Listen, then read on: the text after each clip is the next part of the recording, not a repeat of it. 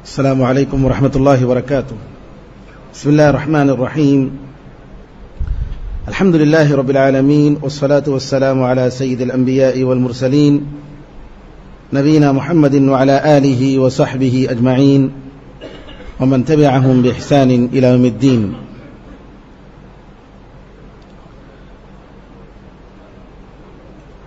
اسلام کی تعلیمات معاشرے کی کامیابی کے لیے معاشرے میں محبت اور اخوت اور بھائی چارگی عام کرنے کے لیے اسلام نے بہت ساری ہدایات دی ہیں. لیکن جب معاشرے کے افراد اللہ تعالیٰ کی فرمودات اور اس کے احکام کے مطابق اپنی زندگی نہیں بنائے تو معاشرہ ہمیشہ آپس میں نفرت، اختلاف اور پریشانیوں میں مبتلا ہوتا ہے. معاشرے کی بنیاد خاندانوں پر ہوتی ہے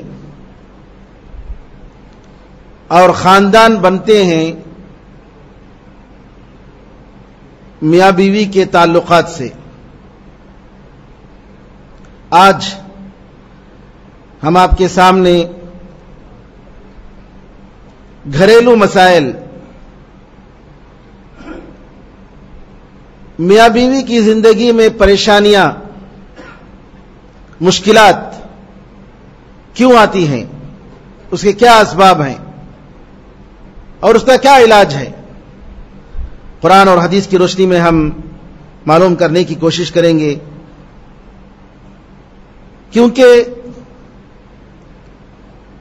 جب تک خاندان نہیں سدھرتا اس وقت تک معاشرہ سدھر نہیں سکتا، اور جب تک معاشرہ نہ سدھرے قوم اور ملک ترقی نہیں کر سکتے.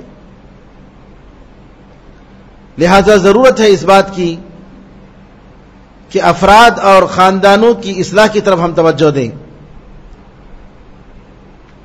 اور ان اسباب کو معلوم کریں جس کی وجہ سے خاندان ٹوٹ جاتے ہیں، گھر آباد ہونے کے بجائے برباد ہوتے ہیں. جہاں میاں بیوی کی زندگی سکون اور اطمینان کا ذریعہ اور سبب بننا چاہیے، وہاں تکلیف اور پریشانی اور مصائب اور آلام کا مرکز بن جاتے ہیں. کتنے ایسے گھرانے ہیں میاں بیوی کے اختلافات کی وجہ سے اولاد ضائع ہو جاتی ہے، گھر میں ایک قسم کا عجیب سا ماحول رہتا ہے، نہ محبت، نہ رحمت، نہ ایک دوسرے کے ساتھ بات چیت، نہ ایک دوسرے کے ساتھ پیار و محبت کا سلوک، جس کا اثر بچوں پر پڑتا ہے. اور بچے جب محبت سے محروم ہو جاتے ہیں نتیجتاً ان میں وہ صلاحیت پیدا نہیں ہوتی جو ایک صالح معاشرے میں، صالح انسان میں پیدا ہونی چاہیے. یہاں قبل اس کے کہ میں خاندان کیوں بگڑتا ہے، میاں بیوی کی زندگی میں پریشانیاں کیوں آتی ہیں، اس کے اسباب میں بتاؤں. یہ ضروری ہے کہ نبی کریم صلی اللہ علیہ وسلم نے میاں بیوی کے انتخاب میں جن باتوں کو بنیاد بتایا وہ ہم معلوم کریں. نبی کریم صلی اللہ علیہ وسلم نے فرمایا کہ عورت کا انتخاب شادی کے لیے جو ہوتا ہے وہ عام طور پر 4 چیزوں کے لیے ہوتا ہے. ایک عورت کے مال و دولت کو دیکھ کر لوگ شادی کرتے ہیں. دوسرا اس کی خوبصورتی اور اس کے حسن کو دیکھ کر شادی کرتے ہیں. تیسرا اس کے خاندان، اس کے حسب اور نسب کو دیکھ کر شادی کرتے ہیں. اور چوتھا جو معیار ہوتا ہے دین کو دیکھ کر شادی کرتے ہیں. نبی کریم صلی اللہ علیہ وسلم نے فرمایا کہ ان ساری چیزوں میں، سارے چاروں اسباب میں اگر کسی کو ترجیح دینی ہے تو دین کو ترجیح دو.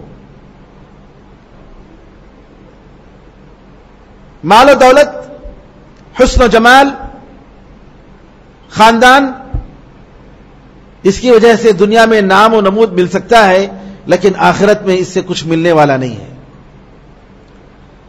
اور جو گھرانہ دین پر قائم ہو، کتاب و سنت پر اس کی بنیاد پڑے، اللہ تعالیٰ کی اطاعت، رسول اللہ صلی اللہ علیہ وسلم کی فرما برداری، ان دونوں بنیادوں پر میاں بیوی اگر اپنی زندگی شروع کرتے ہیں، خاندان کی بنیادیں اگر اس پر پڑتی ہیں، تو اس گھر میں آپ دیکھیں گے کہ برکت ہی برکت ہے. اختلافات وہاں بھی آئیں گے، ایسی بات نہیں کہ کوئی گھر اختلافات سے پاک ہو، لیکن جب کبھی اختلافات آتے ہیں تو ایک دوسرے کو سمجھ کر، ایک دوسرے کے عذر کو تلاش کرتے ہوئے، معذور سمجھ کر مسائل کو حل کرتے ہوئے جاتے ہیں. صبر کا دامن تھامے رہتے ہیں اور اللہ تعالیٰ کی اطاعت و فرمانبرداری کرتے ہوئے اپنے سارے اختلافات کو قرآن و حدیث کی طرف لوٹاتے ہیں، اللہ اس کے رسول صلی اللہ علیہ وسلم کی طرف لوٹاتے ہیں. نتیجہ کیا ہوتا ہے؟ نتیجہ یہ ہوتا ہے کہ گھر آباد رہتا ہے، گھر میں محبت کا ماحول رہتا ہے، ایک دوسرے کے احترام کا ماحول رہتا ہے. اسی لیے نبی کریم صلی اللہ علیہ وسلم نے لڑکی کے انتخاب میں بھی دین کو ترجیح دینے کا حکم دیا اور لڑکے کے انتخاب میں بھی دین کو ترجیح دینے کا حکم دیا. آپ نے فرمایا اذا اتاکم من ترضون دینہ وامانتہ وخلقہ، بعض روایتوں میں وامانتہ فزوجوہ، اگر تمہارے پاس کوئی ایسا لڑکا آئے جس کے دین اور جس کی امانت اور جس کے اخلاق سے تم مطمئن ہو، راضی ہو، اور وہ آپ کی کسی لڑکی سے شادی کا مطالبہ کرے تو اس کو شادی کرا دو. شادی کرانے کا حکم دیا. کیوں؟ ولی ضروری ہے اسلام میں شادی کے لیے. ایک مسلمان لڑکی بغیر ولی کے شادی نہیں کر سکتی، اپنے سے وہ شادی نہیں کر سکتی.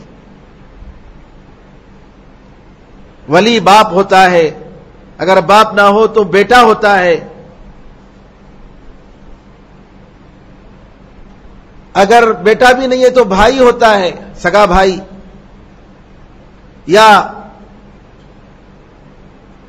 باپ کی طرف سے بھائی ہو یا ماں کی طرف سے بھائی ہو یا چچا ہو. جیسا کہ رشتے میں، وراثت میں جس طریقے سے تقسیم ہے اسباب کا، اس طریقے سے ولایت کا حق ہوتا ہے. اگر کوئی بھی رشتہ دار نہیں ہے تو ایسی صورت میں السلطان ولی من لا ولی لہ، کہ مسلمانوں کا جو اتھارٹی پرسن ہے، قاضی ہے، وہ اس کی ولایت میں ایسی لڑکی کی شادی کر سکتا ہے.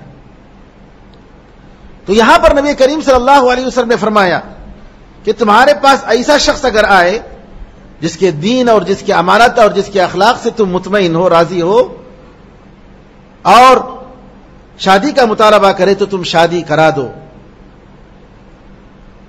اور اگر نہیں کرو گے تو زمین میں بہت بڑا فتنہ اور فساد پھیلے گا.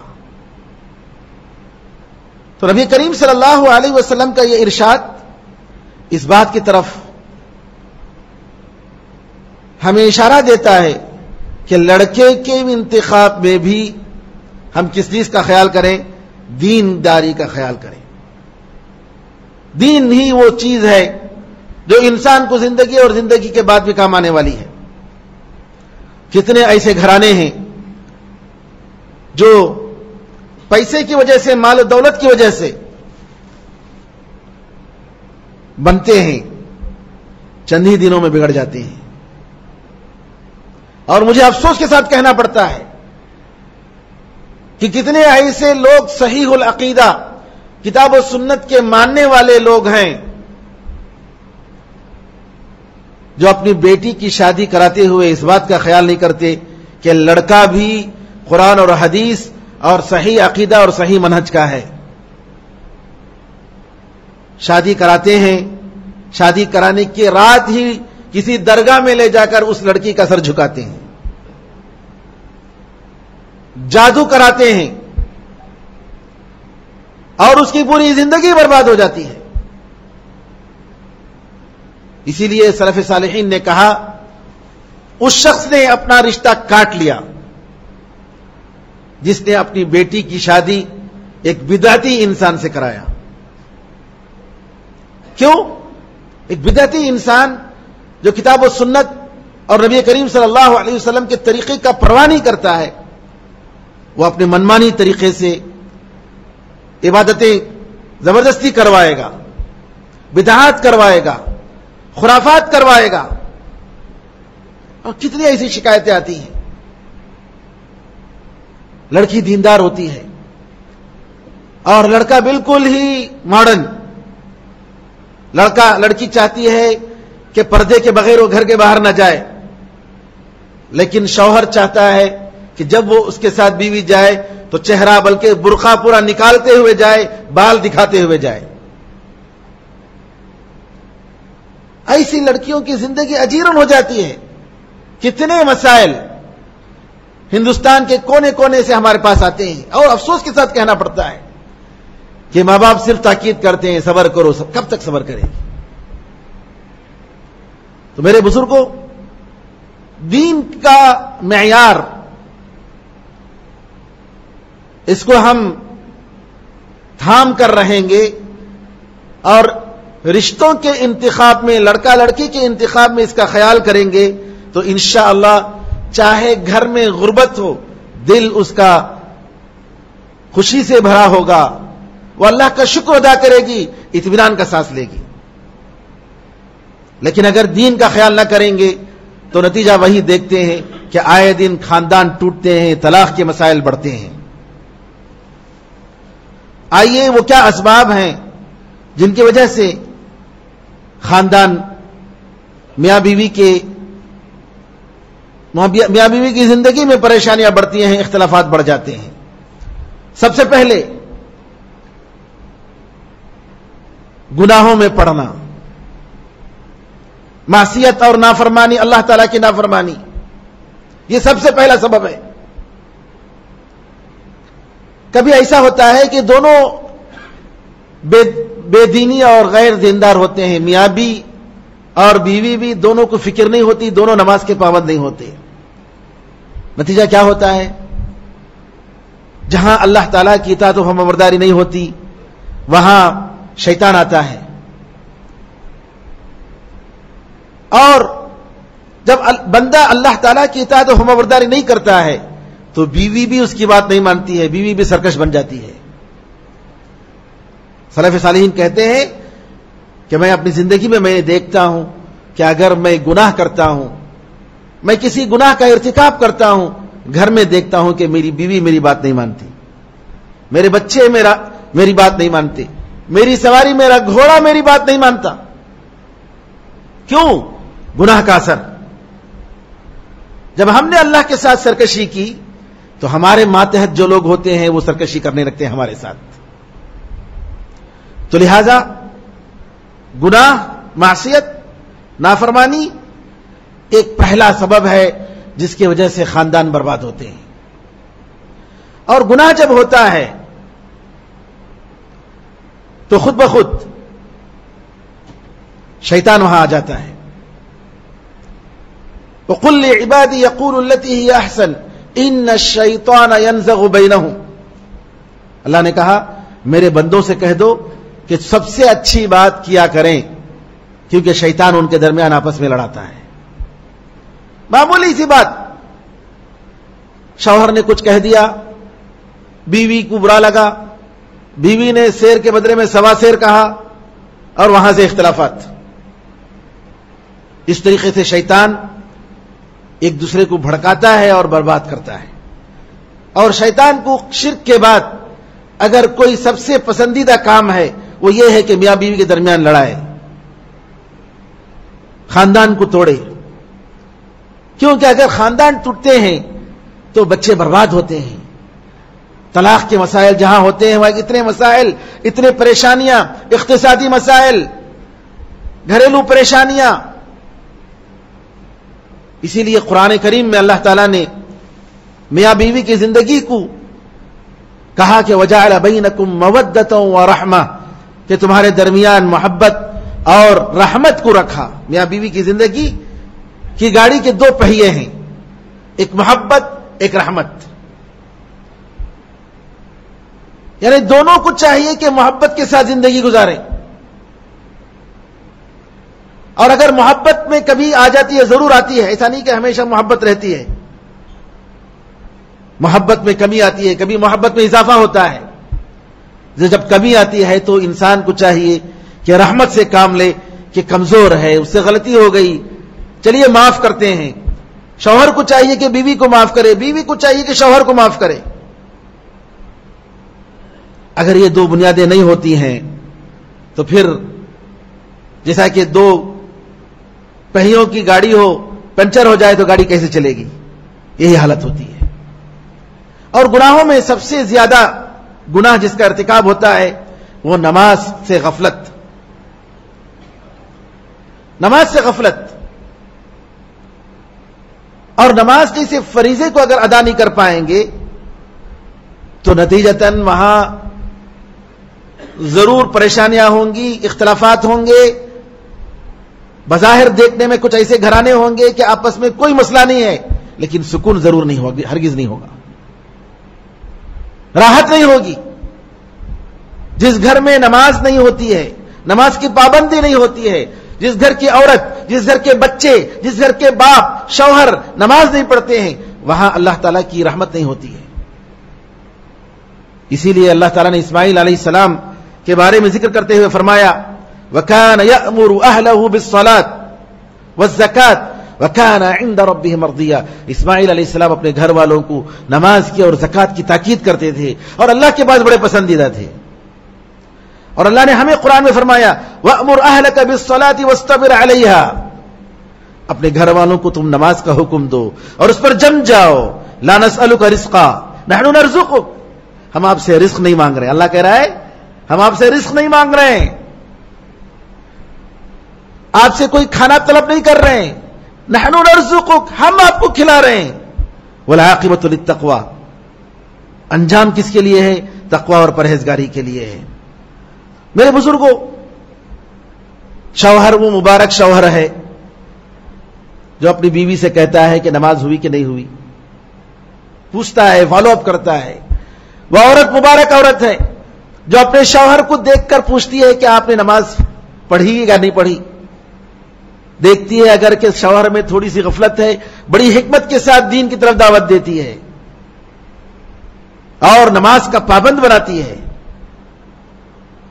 ایسے میاں بیوی اگر ہو تو ضرور گھر میں اللہ تعالیٰ کی رحمت، اللہ کی برکتیں نازل ہوتی ہیں اور گھریلو مسائل اللہ تعالیٰ اس گھر کو پریشانیوں سے بچاتا ہے، گھر کو جنت بنا دیتا ہے. دوسرا سبب، دوسرا گناہ جو زیادہ تر ہوتا ہے گھروں میں، وہ آج کل کے جو ٹی وی اور میوزک، گانے بجانے کے جو آلات ہیں، یہ بہت بڑا سبب ہے جس کی وجہ سے اختلافات ہوتے ہیں. عورتوں کے پاس آج کل لکڑی توڑنا اور اس کے بعد چولہا جلانا اور ہنڈی میں کھانا پکانا یہ سب نہیں ہوتا ہے. گیس ہے، الیکٹریکل چولہے ہیں، کوکر ہے، جی چڑھائے اور کام بن گیا، سب کچھ ہو گیا، ریڈی میڈ کام مل جاتا ہے. کیا ہے ان کے پاس؟ بہت سارا ٹائم ہے، خالی ٹائم. اگر وقت کو آپ اللہ کی عبادت میں نہیں لگائیں گے تو وہ خود بخود وقت جو ہے شیطان کی اطاعت میں اور شیطان کی فرما برداری میں لگے گا. اور یہی ہوتا ہے. نتیجتاً کیا ہوتا ہے؟ شوہر آیا ہے اپنے آفس سے تھک کر، شوہر چاہتا ہے کہ اس کی کوئی ضرورت پوری ہو، اس کا خیال کیا جائے، لیکن کیا ہے، بیگم بیٹی ہے ٹی وی کے سامنے، ان کا جو روٹین ہے دیکھنے کا، جو کیا ہے فلاں سیریل، کسی بھی حالت میں نہیں چھوڑیں گے وہ سیریل. اب ہو سکتا ہے شوہر کو چائے کی ضرورت پڑ جائے، ہو سکتا ہے شوہر کو کسی ضروری کام ہو جائے، مشورہ لینا چاہتا ہے، نہیں.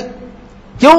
کسی بھی حالت میں ان کا جو معمول ہے، روٹین ہے، اگر وہ سیریل اگر چھوڑ گیا تو کیسا پتہ نہیں کیا ہو گیا. ارے نعوذ باللہ، قرآن کریم کی آیتیں سن کر، دوزخ کا عذاب سن کر آنکھوں میں آنسو نہیں آتا ہے، سیریل دیکھ کر رونا جاتا ہے. آج کل کی عورتوں کا حال بتا رہا ہوں میں اکثر، اللہ ماشاء اللہ، اللہ معاف فرمائے، حقیقت. اور اس کی وجہ سے کتنی بیماریاں، کیونکہ وہ دوسروں کے مسائل دیکھ کر اپنے گھریلو مسائل اور بڑھاتے ہیں. بھائی آپ کے گھر میں جو دکھ ہے کافی نہیں ہے، آپ کے گھر میں جو پریشانیاں وہ کافی نہیں ہے، وہ کس کا کہ اس کا کیا ہے، وہ پیسے کمانے کے لیے کچھ سیریل بنایا اور وہ جو ہے اس کے گھر میں یہ ہو گیا، وہ پلاننگ کر رہا ہے، وہ پلاننگ کر رہی ہے. اب ان کو جو ہے اب وہ بھی ان کے غم میں شریک ہو رہے ہیں برابر. شوہر کا غم اور شوہر کی تکلیف چھوڑ دیے اور یہ دنیا کی تکلیف، نعوذ باللہ. آج کی جو حقیقت ہے میں بتا رہا ہوں، بڑے افسوس کا مرحلہ ہے. اور یہ چیز جو ہے ختم نہیں ہوتی ہے. ایک سیریل ختم ہوا چلتا رہتا ہے کتنے دن، 1.5 سال 2 سال سے چل رہا ہے. اب اس کے بعد ایک سیریل ختم، پھر نیا سیریل. میرے اسلامی بہنوں، غور کرنے کا موقع ہے. ہمیں قرآن پڑھنا نہیں آتا ہے، ہمیں دین کے معلومات ہمیں معلوم نہیں ہے، ہمیں کبھی اس کی فکر نہیں ہے کہ ہم نے آخرت کے لیے کیا توشہ تیار کیا ہے، اور ہماری زندگی ایسے برباد ہو رہی ہے. آپ ذرا دیکھیں، ہندو عورتیں ان کے مردوں کے برابر کام کر رہے ہیں، کما رہے ہیں، اور اللہ تعالیٰ نے ہماری عورتوں کو کمانے کا تو حکم نہیں دیا ہے، مردوں کو حکم مکلف کیا ہے کہ جاؤ کما کر. عورتوں کی ذمہ داری سنبھالنا مردوں کا کام ہوتا ہے. مارکیٹ میں جا کر دیکھ لو، کتنے عورتوں کی دکانیں جو ہوتی ہیں کس کے مرد، مسلمان مرد عورتیں ہیں یا غیر مسلم عورتیں ہیں. اللہ نے ہمیں اسلام کی نعمت دی ہے، جو وقت دیا ہے اس وقت کو اللہ کی عبادت میں لگانا چاہیے، قرآن کریم سننے میں لگانا چاہیے، اچھے اچھے دروس سننے میں لگانا چاہیے. ہوتا کیا ہے؟ نہیں، ہمارے پاس اس کے لیے وقت نہیں ہے. کبھی کبھی رمضان میں اٹھا کر ہم پڑھ لیتے ہیں، رمضانی مسلمان. باقی دنوں میں جیسے ہی عید کا دن آیا فوراً اپنا روٹین. کسی نے کہا کہ جو ہے اگر کسی جانور کو 10 دن کے لیے باندھ دیا جائے اور کسی معمول پر اس کو مجبور کیا جائے، وہ 10 دن کے بعد وہی معمول جو ہے اس کی عادت پڑ جائے گی. لیکن ہم انسان ایسے ہیں کہ 1 مہینہ رمضان کا اللہ تعالی ہمیں ایک چیز کا معمول بناتا ہے، عادت ڈلواتا ہے، تربیت دیتا ہے. اور جیسا ہی 1 مہینہ ختم ہوگا، اب دیکھیے گھروں میں ٹی ویاں اور ماشاءاللہ ساری چیزیں. اللہ تعالیٰ سے ڈرنا چاہیے ہمارے مردوں کو اور ہماری عورتوں کو.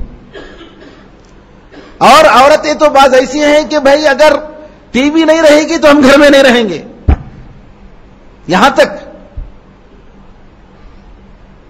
تو کہنے کا مطلب یہ ہے کہ یہ جس کا ہم یہ جو دیکھتے ہیں کہ اللہ کی جہاں نافرمانی ہوتی ہے تو لازمی نتیجہ یہ ہے کہ گھر میں وہاں نحوست آئے. نحوست یہ شومی اعمال ہے ہمارا، جس کی وجہ سے برکتیں ختم ہو جاتی ہیں. شوہر بیوی سے کھل کر بات کرنے کا وقت نہیں ملتا ہے. ہر ایک کے سامنے ایک آلہ ہے، کوئی لیپ ٹاپ پکڑا ہوا ہے، کوئی فون پکڑا ہوا ہے، کوئی ٹی وی کے سامنے ہے، اور آپس میں ایک ساتھ بیٹھ کر بات کرنے کا موقع نہیں ملتا. باپ کو بچے کے ساتھ پوچھنے کا موقع نہیں ملتا، بچے کو باپ کے ساتھ مشورہ کرنے کا موقع نہیں ملتا. ان سارے آلات نے گھروں سے تعلقات اور محبت کو ختم کر دیا ہے کہ نہیں؟ آدمی مشین آدمی بن چکا ہے. تو لہذا ان چیزوں کو اللہ تعالیٰ کی اطاعت و فرمانبرداری میں استعمال کرنا چاہیے. ٹی ویوں میں الحمدللہ آج قرآن اور حدیث کی ٹی ویاں ہیں، چینلز ہیں، اسلامک چینلز ہیں. اگر رکھنا ہی ہے تو ان چیزوں کو دیکھیں، بجائے اس کے کہ ہم ان ناجائز چیزوں کو اپنے گھر میں آباد کریں، جس کی وجہ سے میاں بیوی کے تعلقات بگڑتے ہیں. اس کے علاوہ میاں بیوی کے درمیان مشکلات بڑھنے کا ایک سبب یہ ہے کہ ایک دوسرے کے حقوق کا خیال نہ کرنا. میں اگر آپ کو بتاؤں کہ ہمارے ہندوستان کے ماحول میں ایک عورت ایک لڑکی شادی کر کے کیا سمجھتی ہے، ایک لڑکا شادی کر کے کیا سمجھتا ہے؟ شادی کریں گے، ٹھاٹ سے رہیں گے، کھائیں گے، پیئیں گے، مرضی سے گھومیں گے، عیش و عشرت کی زندگی گزاریں گے. ایک لڑکی کا یہ خیال ہوتا ہے کہ میں جو بھی کہوں گی میرا شوہر مجھے جو ہے لا کر دے گا، میرے مطالبات میرے خواہشات پوری کرے گا. شادی کا مقصد باقی مجھے کیا کرنا ہے؟ نہیں، میں بھی ایک عورت ہوں، وہ بھی ایک مرد ہے، دونوں برابر برابر ہیں، میں کیوں اس کے ماتھے چلوں؟ ارے غلام نہیں ہے، لونڈی نہیں ہے، لیکن اللہ تعالیٰ نے ایک درجہ دیا ہے. گھر یہ اللہ کی نظر میں، اسلام کی نظر میں ایک کمپنی کے جیسا ہے. ایک کمپنی کا ایک ڈائریکٹر ہوتا ہے، اس کا ایک بڑا آدمی ہوتا ہے، اور وہ بڑا آدمی اس کی بات اگر نہ مانے تو کیا ہوگا؟ کمپنی چلے گی؟ ہرگز نہیں. یہی ہوتا ہے ہماری عورتوں کو، ہماری نوجوان لڑکیوں کو. جیسا کہ میں اس سے پہلے بھی کہہ چکا ہوں، شادی اور بیاہ کے پہلے، شادی سے پہلے شادی اور بیاہ کے مسائل کیا ہیں، ورکشاپ دینا چاہیے. ان کو معلوم ہونا چاہیے کہ بھئی آپ کے یہ حقوق ہیں. سلف صالحین علماء نے دلہنوں کو، اپنی بیٹیوں کو کیسی نصیحت کی، کیسی ٹریننگ دی. سعید بن مسیب رحمۃ اللہ علیہ اپنی بیٹی کو بھیجتے ہیں، جس بیٹی کی سے شادی کرنے کے لیے رشتہ بادشاہ وقت نے طلب کیا، نہیں کیا، آپ نے ایک معمولی غریب فقیر شاگرد کو شادی کراتے ہیں اور اس کے حوالے کرتے ہیں، خود جا کر اس کے حوالے کرتے ہیں. آج ضرورت ہے ہماری نوجوان لڑکوں اور لڑکیوں کو کہ میرج ورکشاپ، دینی ورکشاپ کرایا جائے، ان کو بتایا جائے کہ لڑکے کے کیا شروط ہیں، لڑکے کے کیا حقوق ہیں، لڑکیوں کے کیا حقوق ہیں. ورنہ عام طور پر ایسے اب ان کو نہیں معلوم ہوتا ہے کیا کیا مسائل ہیں، کیسے مسائل ہیں، بچہ ہے تو کیا کرنا چاہیے، بالکل ہی نہیں.